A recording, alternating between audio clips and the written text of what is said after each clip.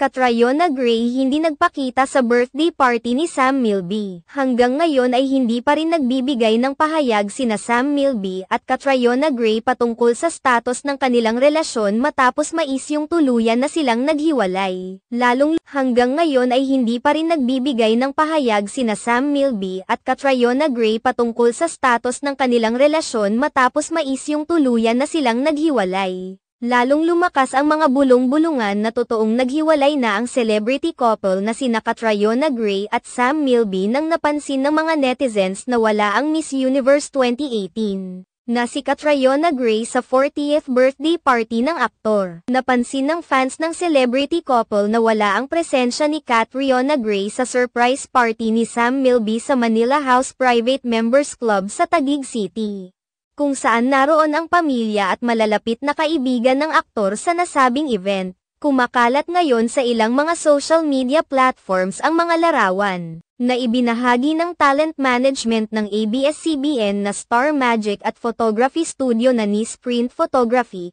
kung saan makikita ang aktor-singer na nakikisalamuha sa mga bisita sa isang private dinner. Kabilang sa mga celebrity na inimbitahan sa birthday party ni Sam Milby ay ang mga kilalang kaibigan nito sa showbiz na sina John Prats at Gerald Anderson. Dahil hindi namataan ang beauty queen na si Catriona Gray na kasama ni Sam Milby sa kaarawan nito, marami sa mga netizens ang lalong naghinala na talagang tinapos na nila ang kanilang relasyon na noon pa man ay napapabalitang on the rocks na. Ipinagdiriwang ang birthday party ni Sam Milby ilang araw matapos ang pagbubura ni Catriona Gray sa kanilang engagement photos kasama si Sam Milby mula sa kanyang Instagram account. Sa kabila nito, patuloy pa rin namang makikita sa Instagram account ng aktor ang mga larawan nila ni Catriona Gray at ang kanilang engagement photos. Matatanda ang unang pumutok ang balitang naghiwalay na sina Catriona Gray at Sam Milby nang kumalat sa social media ang mga larawan ng beauty queen na hindi nasuot ang singsing na ibinigay ni Sam Milby.